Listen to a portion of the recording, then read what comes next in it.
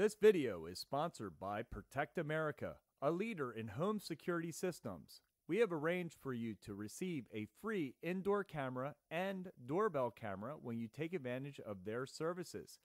Keep your family safe and check out their website using the special link on the screen or in the description box. Welcome to the Max Impact Theory podcast.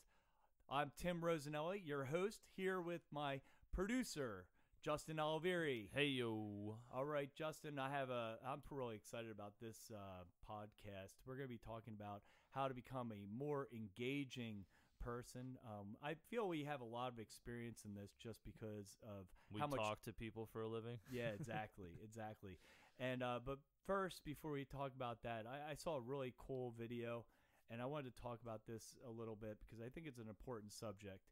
And it was about how your kid's most annoying trait may be his best skill in the future.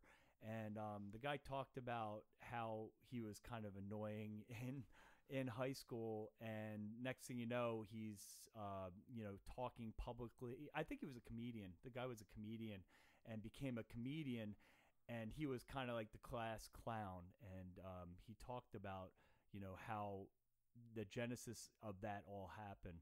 And I was thinking about it and how a lot of times we see, you see a lot of annoying qualities of people, and it's so true. Sometimes these qualities actually become people's greatest asset when they get older. So we got a student, and he'll talk to you about anything. Does that mean he's going to be a really good salesman when he grows up? Yeah, that's exactly right. He wants to tell us about every little minute detail of his parents' life. They're like, no, let's not talk about that. Yeah, or maybe he's the type that's very curious, and you're trying to stifle this curiosity. Oh, he has too many questions, but maybe this kid's going to be the next Steve Jobs or something, because he's going to be curious and have some kind of a contribution that we're trying to kind of stifle in many ways. Or somebody who pushes the boundaries. Yeah. So I think in our class we see a lot of these like kind of quirks. Oh, just think about it. I was also thinking about how this applies to ADHD. A lot of times we're really quick, he's not doing exactly what he's supposed to in class. He asks too many questions. He talks too much. He does doesn't do exactly what you tell him to do all the time. And then we just go out and label them ADHD and start giving them medicine to try to make them more like the regular pack of people, when maybe that trait is something that you should enhance and try to work towards, kind of maybe not getting rid of, but maybe putting into control a little bit. Yeah, I have a friend who's like major ADHD.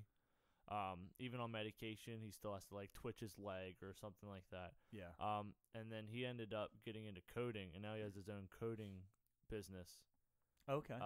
Because it was one thing. It takes a lot of focus and mind power to do that. So he's like, I can't sit down at the computer and just like surf around or anything. But as soon as I start coding, I just get it, and it's just like it's so easy for me to just sit there for hours and do it. Yeah. So like it's something that captures all of his energy and excess brain power that none of us have, and gets focused right on it, and he turned a successful business out of it. Yeah. I think when I hear parents sometimes say how their kids too energetic, and a lot of times I'm getting a little older now, and I would probably be considered when I was a kid being a hyperactive kind of kid. But I'm actually really thankful for that hyperactivity now, because I feel like it's not a bad thing to have a lot of energy, especially when you get older. Do you want to be like, low energy when you get into your 30s or 40s? Or most of the guys that I know that were high energy as kids are really successful adults because they've channeled that energy into something productive. Yeah. And I don't know if you were low energy, if that would be a quality that would be as help you to be as successful later in life. I'm trying to think of a trait that I had as a kid. It's kind of hard to think about yourself as annoying or something. But I know. My most annoying trait to my parents was the fact that I was very talkative. In fact, I think my mom. Nothing has changed, people. Yeah. Although he's interesting now, so I'm sure when he was a kid, it was just like talk about anything. Yeah. Now he's actually got some good stories and some Psychobabble. experience. I think when I was a kid, it was probably more like psychobabble. At least now I have stories. Yeah. But that only me and your wife have heard multiple times. Yeah, my mom, she felt guilty for years about this, and it's so funny because she actually admitted to me that she felt guilty. One time when I was a kid, I was talking so much, she put tape over my mouth, just Scotch tape, but she put tape over my mouth, and it was so funny because she admitted that she felt super guilty for years about doing that, and I didn't even remember it. I must have been too young. My mom did that for me and my brother once because we wouldn't stop arguing. Oh, really? Yeah. She put duct tape like around our heads. Oh man, yours was duct tape. See, mine was just Scotch tape. Oh no, this is nothing. duct tape. She's like, she was done. But my mom said she felt guilty for years about that, and it's just funny that I didn't even remember it.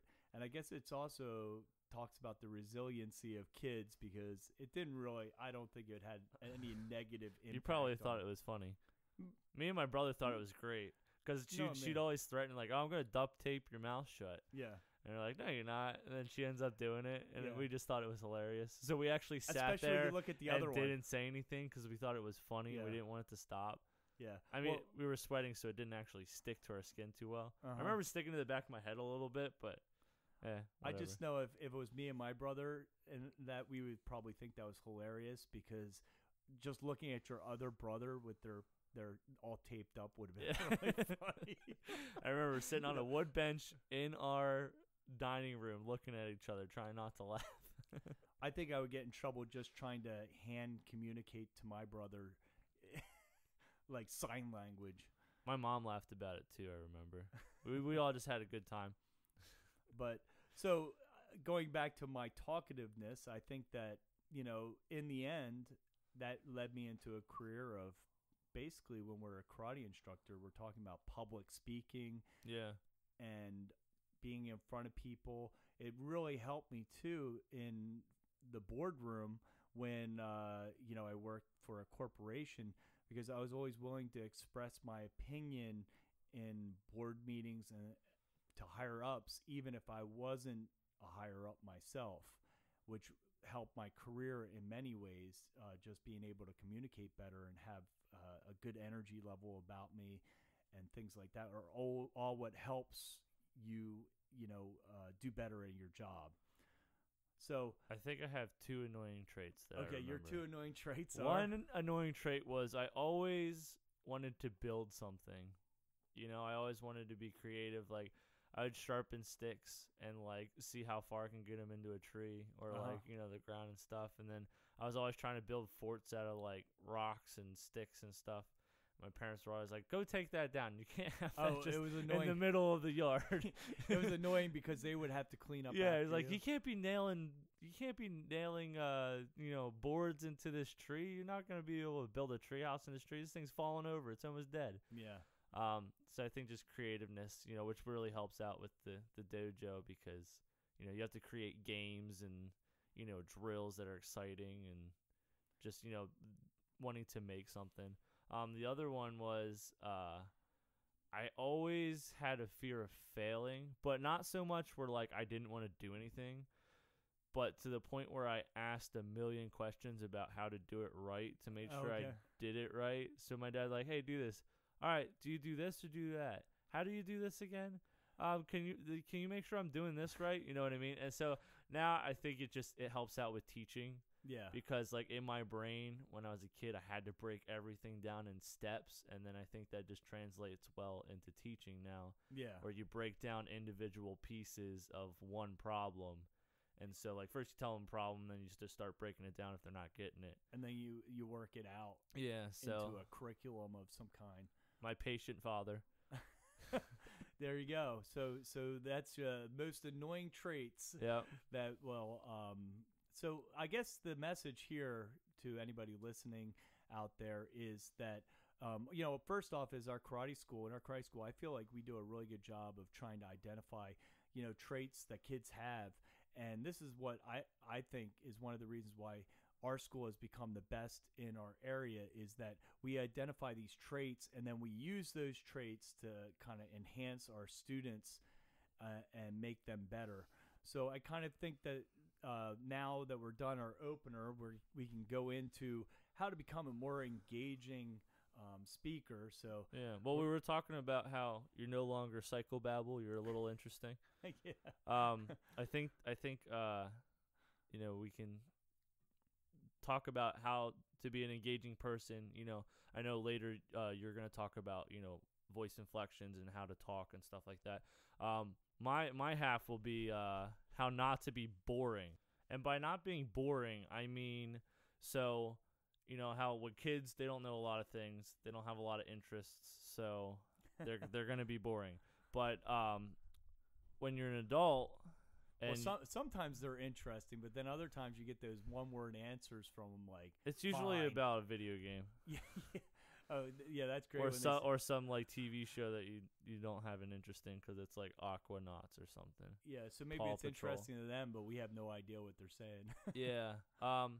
So it's how to be a more interesting person, because the more things that you know, the more things that you can discuss with people, and the more things you can discuss with people, the broader range of people you can talk to and have something that interests them to talk about. So first thing would be starting a conversation, right? Conversation starters. Yeah, conversation starters. A couple things are you can ask a question like, "Hey, do you know a good place to eat around in the area, or to eat in the area around here? Did you see the game last night? We got the Eagles going on around here. Did you see that game last night? I've been looking for a new hobby. What's some of yours?" Now, I know that's a little bit personal, and that's not like new people, but like, say you're dating somebody and you got to sit down with their dad. Yeah. Like, "Hey, you got any hobbies? I'm looking for a new one." Maybe that's one I have a really funny one I heard somebody say, and I don't know if I'd actually use this one. I was like, when I heard it, I'm like, yeah, that might start a conversation, but it's kind of odd. He was asking if you would ever eat a human flesh. And I was like, wait, and I think this was on the don't use that for your father or for your girlfriend or boyfriend's parents. He was on the Art of Manliness podcast, and he said, yeah, use that as an opener. I was like, well, if you were on a date with a girl, I don't know if that would, or I don't know what situation you would consider a good opener. But so I'm looking for a new hobby. What's yours? Also, would you eat human flesh? I know, it's just like it would be a really odd. I don't know. I just feel like that was kind of an odd one, but I just maybe if it's like some friends and you're just sitting around, yeah, but not somebody that you're not well, So we're talking about people you don't know very well. Yeah, like conversation, because normally when you know people, you can talk about something, their interests and things. Yeah. Now the thing is when you want to get a conversation going, Tastes not like just chicken. like small talk, but like for a couple seconds, like actually want to sit it down and talk with somebody. Yeah. You always want to get to a feeling question. A feeling question is like try to get people love to talk about themselves. It's easy to talk about yourself because you know the most about yourself, right? Yeah. So you want to try to get them to talk about their feelings. Like even if it's just like, man, it's been a sauna all day out here, Mm-hmm. Of course, people will be able to talk. I know, dude. It's like it's hot out. I just heard it's supposed to be hot for the rest of the week, and then you can just go on with that. Or like you got the game last night. Like, oh, dude, I feel like we got this, in the bag this season. Do you feel like we're gonna make it to the Super Bowl, or do you think we'll make it through the playoffs or something? What do you feel about that loss last night? Yeah, or exactly. How do you feel about how they won? Yeah. Another way, instead of asking a question, you could make a statement. Say something about your surroundings, like, man, it looks like they've been moving things around in here. It looks nice. Like if you're, at a restaurant or something, or, maybe you're at somebody's house. You're like, hey, it looks like they moved stuff around. The new organization looks nice. and then you can just talk about You that. know, Not that that usually leads to something when it's dudes, but ladies can talk like that and just go off. I had a friend who used to always go into other people's houses, and he would always look for something in the house and try to notice something about their house and mention it to people. He'd walk in and say, "Oh, this is a real interesting looking, desk or interesting painting or Yeah. something on the wall," or he would always try to comment on something like that. And that's those kind of statements always were really good conversation starters, and it also made the person kind of endeared you to that person that Yeah. you made the statement to. Just being just being observant about something, and you're talking about them, their stuff, so that is a feeling question. Yeah. Because obviously they liked it enough to bring it into their home. And most people have a story about things that they've gotten in their house. And then another thing is that I like to do is like you can always look at somebody, like are they wearing like a sports shirt, like football, basketball? You could talk to them about that. Do they have a band that shirt like that? Is there a company? Maybe they want to talk about their company and stuff like that. So notice something that they're wearing. Yes, look at something that they're wearing and see if you can pick up on anything. Like even if they maybe like, because I carry a pocket knife on my pocket, so maybe if you're interested in knives, you can say, hey, like what kind of knife is that? Something like that. We know that most people, when they wear clothes, if they have a tattoo, if they even their haircut, everybody's really thought through a lot of what they look like, and it's expressing something about them. So that's probably a really good way of getting started with a conversation. Yep. And so like you always still want to go for those feeling questions, because the feeling questions, people love to talk about themselves. It's easy to talk about how you feel, so you just want to go to like oh, I love that band, what's your favorite song, or something like that. You know what I mean? So conversation. Now you want to keep the conversation going. You broke the ice. You ask them a question. Mm-hmm. How do you get it going? Well, the answer is don't be boring. Yeah. Like I said in the beginning, a well-rounded person, the more you know, the more you can talk about, the wider range of things people will be interested, wider range of people you could talk to that'll be interested in something you know about. And, I think to keep the conversation going, I always like to try to talk to people and somehow get them to laugh about something. Now, not making fun of them. No. But just self-deprecation works. Yeah. Or you could, just try to figure out, like, weave some way of getting a joke in there or like, something, a funny thought in there. We go back to, like, bands. Maybe it's, like, a bands from the 80s. Like, man, I'm glad we don't wear our hair like they did, something like that. Yeah, exactly. Well, in my case, it would be like, oh, the 80s. I remember wearing my hair that way.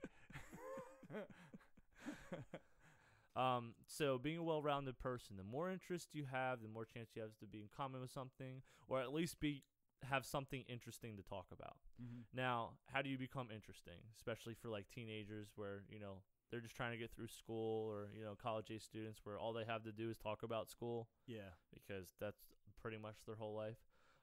Try investing in more hobbies that you find interesting. Like, I remember when me and Chris started dating, I just got out a pocket knife when I was here and I started whittling, and then she got me, a whittling knife and stuff. They're pretty cheap. They're like $20. And so now that's one of my hobbies. And most people have either seen somebody on TV whittling and find it interesting. Mm-hmm. It's art, so that they find it interesting. Yep. Their grandfather, father, or uncle or great uncle did it. You know what I mean? So it's a good conversation starter. I think hobbies, in general, the more hobbies you have, the more interesting you are. Because if you're just that guy that just goes and watches TV all the time, you're not going to have as many conversations, I think, or be interesting. Because all you're going to talk about is what you saw on TV the night before. But if you have a varied amount of interest, whether it's gardening, hunting, whittling, martial arts, Brazilian jiu-jitsu, you have something that you can talk about with multiple people. And one of the things that I find, it's not a huge issue, but it's not ideal, and I try to stay away from it, is meme sharing with my friends. We sit down, We talk a little bit. We don't know what to do, so everybody pulls out their phones and starts looking at memes and showing each other memes, which is great. But I feel like you're saying to avoid that. This generation, that's like, I have one friend. Whenever I come over, his phone automatically comes out and starts showing me memes, which is fine. But I don't think that should be like your only form of communication is showing people funny things you found online. Yeah, I think that you're not actually giving anybody any information about yourself too, and how like you want people to get to know you. And I don't know if just showing them something that you find funny might show them a little bit about you, but it's not as personal as I think you should. I think it also turns it into a crutch. Yeah, that's true. And then you're no longer like so. The same circle of people I usually see the memes that he's shown me. And then also, like what you said with movies, like if you've both seen the movie, there's only so much you can talk about it. Yeah. And if you haven't seen the movie, there's only so much you can talk about it without spoiling it, or like people won't get the funny parts because they've never seen it. And then when they've seen it, there's only so many funny parts you can talk about, and then it's over. I find people sometimes when you talk about it too, you start getting too much into technical terms or ideas of the movie that don't really make your conversation as interesting. I think you have to talk more about the philosophies and the messages that something is trying to, because that could lead into another conversation. Yeah, I mean, it's not a bad conversation either to say like, hey, you seen any good movies lately? Just like, hey, do you know any good places to eat around here? Yeah. Because you might get a good movie. You can start talking about movies, and maybe that'll break into something else. Yeah. But it is also a feeling question. Like, hey, have you seen any good movies that you like? How do you feel about them? This, that, and the other thing. Yeah. Another thing is try to break up your routine. Don't do the same thing every day. Don't go home from work, turn on the TV. Try, finding a hobby and then try doing that hobby instead of turning on the TV when you get home. Yeah. Or try to show your kids something, people. or try to do something different with your pets. You know what I mean? Knowledge is the key to being less boring. More you know, the less boring you are, because, humans have an innate desire to learn things. Yeah. Like that's what makes things interesting. Why do you think a movie's interesting? Because you want to learn what happens. Yeah. So learning things is really like, a drug for people. Yeah. I think another good method, like when you're talking to people, there's a sales technique called the porcupine technique. And what the porcupine technique is that you always kind of take the conversation as if somebody threw you a porcupine. In other words, you're not going to hold on to it too long. And that maybe to be more engaging, a lot of it's just starting something and then kind of throwing the porcupine at the other person. In other words, throw the conversation, try to throw the conversation in their direction so they can start talking about themselves. Yep. And that will continue the conversation. And then once you get a lull, you get it back and then try to pitch it back over them. Yeah. And so trying to break up your routine, try new places to eat. Don't go to the same place to eat every time, because like, hey, have you tried this sandwich here? Because it's really good. Instead of listening to music on the radio, listen to a podcast. Instead of listening to whatever on the radio, try listening to something that interests you, that you learn more information from. So those are just some of the things that, getting a conversation started, keeping it going, how to become more interesting, because then you can engage more people. You can be more engaging. People walk away being like, oh, I really like that guy. He was interesting, fun to talk to. I learned some things, and people love learning. Yeah. Well, for my little segment today, I was telling you how I'm doing this voice coaching. It's Roger Love's Perfect Voice program, and I think it's very interesting because it goes into a lot about how to use your voice to get people more engaged. And this is really important for public speaking and what we do in teaching. And a lot of the things that he's teaching, I think, are really important for us. And I knew a little bit of before, but the way he puts it together is great. So if you're interested, make sure you look up Perfect Voice, I think it is, .com, Roger Love. But one of the things I wanted to talk about is that he talks about a lot is tone. And the tone is whether you have an airy voice or whether you have a little bit of a rasp in your voice.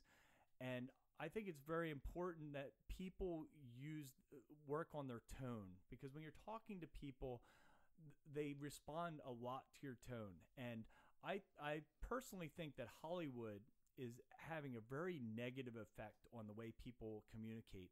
And the reason why is I have something that I like to call the Hollywood tough guy syndrome. And I've talked to Justin many times about this tough guy syndrome. And here's what the tough guy syndrome is. It's when you watch a movie and you have the guy who's trying to be tough with somebody else, right? And what he does is he looks him straight in the eye, and then he gets his tone a little lower, and he starts talking with more of an airy voice, like this is very powerful voice. And I think that this is kind of under the category of what Hollywood thinks a tough guy is supposed to act like, and it's away from what they really act like. Because if you do this, you are going to lose in the boardroom, because I've been there before. The people that talk with an airy voice like that, and when they talk in a boardroom, people are going to just not even listen to you. They're going to just blow over you. The person's going to walk away complaining that they felt like they were bullied by other people, and that has to do with the tone. So what Roger Love, he teaches a drill, which I'll just give you one of his drills, where he says use the word brass. Okay, so when you talk and you say brass, like you stretch it out, and you should have a little brass. So you don't want to be really airy with your voice. You want to put a little brass into it, and you want to also project your voice a little bit, because a lot of people, when they talk like they're talking one-on-one with somebody, when you want to try to fill the room with your voice. And in martial arts, we were always taught in martial arts to not talk with our lungs, but to talk with our gut. And what that means is that you actually use your diaphragm to project the air out instead of using your vocal cords to kind of push the air out. Yeah. And that's the feeling you should have. In karate, you call it the tanden, which is like it's actually 3 fingers below the belly button.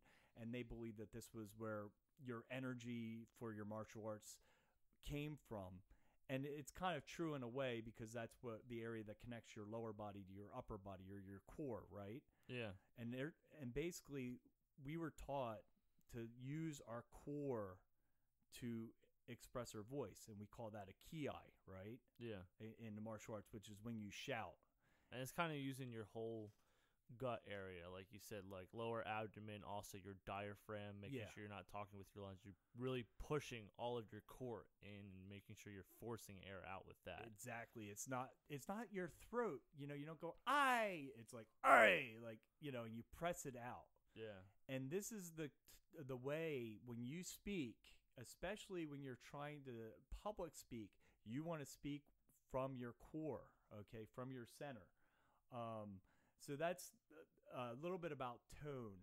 Now, the other part that's going to really improve your speaking and get people to listen to you is mainly, most people, when they speak very monotone. In other words, I can speak like a robot, which is monotone, but most people, when they speak monotone, they don't sound like a robot, but they kind of have the same note that they are speaking. It lulls over. people to sleep instead of it being exciting. Yeah, exactly. So I think that when we teach in class, we always talk about being the most exciting thing in the room. So for a few things that are involved with that, get your energy level up. Because if you kind of have like a low energy feel to you, the students aren't going to respond. They're not going to listen to you. I tell the assistant instructors, I was like, you guys have to be the Wiggles, the most exciting thing in the room. If you're not the most exciting thing in the room, they're going to be looking at something else, and you're going to lose all of them. Yep. It's like you have to be exciting. You don't have to be crazy and wacky like the Wiggles, but you need to be at least a little bit eccentric, so that you you have to have that their energy level. attention. Otherwise, you're going to wonder why nobody's paying attention and the kids are misbehaving, especially in a kids class. You could be boring, but it's probably because you're not Yeah. being exciting with your inflections. So when I do my classes, I like to think of it in many different ways. You want to vary the speed of your voice. Okay, so sometimes I'll talk really fast and then I'll start to talk a little bit slower. Sometimes you want to talk really loud and then I'll bring it down. And from editing these videos that I have the tendency to really punctuate things, especially in my P's. Yep. Editing is always P's. Yeah. And so in my classes, I try to throw like these like kind of punctuated points in my talks so that I can kind of almost like throwing a punch at somebody. I just try to punch them with my voice. Startle, because you don't do it all the time. Yeah. Because I have to analyze all your P's while I'm editing, and it's only sometimes, but it's usually when you're really like trying to like you like lull down and then you're like, puh! Yeah, and then I just you just jump up with it. Yeah. Some of the other things that I do when I speak, speed up, slow down, quieter, louder. You can get more excited, and your voice can come up, and then you can bring your voice down. I like sometimes when I talk, I like to talk like project my voice, and then every once in a while bring my voice a little lower. And the reason why is because that makes people, when you're talking loud and you get lower, it makes them want to kind of lean in and listen to what you're saying. Because it almost feels like they're not going to be able to hear you as well, so they're like, "Oh, I really have to pay attention." Yeah, it like draws you in. You're like, "Wait a minute, he's talking," and it's almost like you're telling somebody a secret, and they want to hear the secret. Yeah. And so that's just some of really emphasizing things that you want to drive home. Yeah, exactly. So that's some of the things that I use during my classes to keep myself, more interesting. And so people will listen more. And to tell you the truth, if you do it right with the right kind of attitude and excitement, especially with kids, you'll find that the kids are almost following you or listening to you. Like I always say it's like the Pied Piper effect. Like all of a sudden, like, wow, why are all the kids just listening to this guy? Yeah. When they don't even listen to me. And, and that's one of the things that, myself and Justin, we work on this all the time during the classes. And that's what I think is one of the reasons why, our karate school has become the best one in the area, is because, we just are really good at engaging kids. And the kids actually have fun in the class, but we're doing martial arts the whole time. It's not like we're messing around. We don't have to do the gamey kind of things to keep people engaged, because a lot of it has to do with how you present the material to make it interesting. Even sometimes with like, obviously you can't do this when you're just talking to the people you don't know, but with the kids, I'll try to like do a voice instead. Yeah. Like I'll like change my voice a little bit, and I'll try to sound like a robot. They really like the robot voice where it's like Siri, like, "Hello, okay, let's do a front kick," and they love that for some. They're like, "Do the robot voice." Oh yeah, yeah. Or the Elmo voice or something. So I'll just throw that in for a couple drills, because then it gets them all, excited, and they're waiting for you to like do it again so that they can hear it, and it's funny. Yeah, it's almost like you're kind of making your engagement with the kids a game. Yeah. And they're still doing, but they're doing karate the whole time. Yeah, and it's not taken away. It's not taking any longer. I'm saying the same things I would before. Yeah. It's just if you've changed the voice, then it's different. Yeah. And you're then the most exciting thing in the room. Yeah. I find even with simple things like, they're doing tons of reps of kicks or whatever. And I watch a lot of other places teach, and all they're doing is they just count front kick, count the number 1, 2. I find that I do like half steps. In other words, when I count, I'll be like, okay, front kick 1, and then you can say stuff like faster 2. Let's see you get that knee up 3. You throw things in between at that half beat.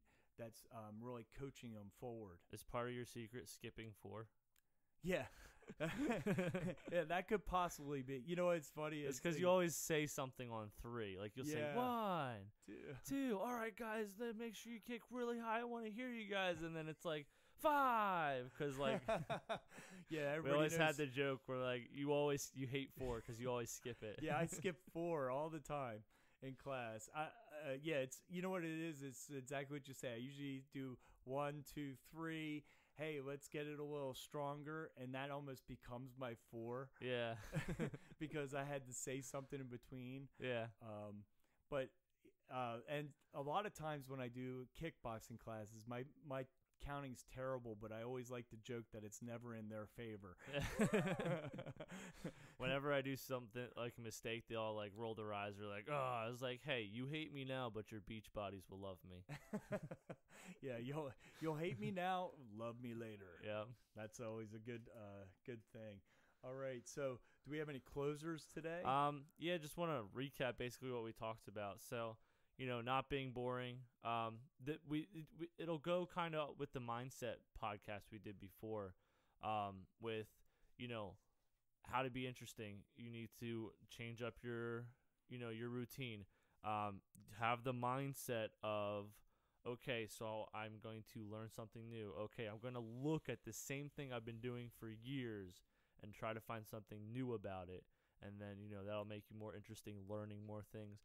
And like with the voice inflections, you have to have a mindset of, okay, I'm going to go into this meeting, I'm going to go into teaching this class and purposely, do those voice inflections, really pay attention to how I'm presenting it, making sure that I'm not doing an airy voice. I make sure that I really have like the brass kind of sound to it. Yeah. And, you're not just going to be able to do it subconsciously. You have to go in with the mindset of this is what I'm going to do, and I'm going to make sure I do it. Yeah, I think for my closer, first thing is, just because you see something happen in a movie or in Hollywood, don't believe that the way that they're doing stuff is going to work in real life. It will not work for you. So don't think that. In fact, I have a criticism against another channel. I'm not going to say the name of it, but they love to give examples of how to be more engaging and everything. And then they give examples from movies in Hollywood when that's not how real world works. I would be more... Their reactions are scripted. Yeah, the reactions are scripted. So remember, people's reactions aren't scripted. So don't follow along with that. And going back to talking about classes and practicing this stuff in classes and speeches, a lot of my practice in this stuff is in the stuff we do all the time. Okay, we do warm-ups every class. So when we do the warm-ups, that's when I really try to emphasize these inflections and the changes of tempo and the changes in tone.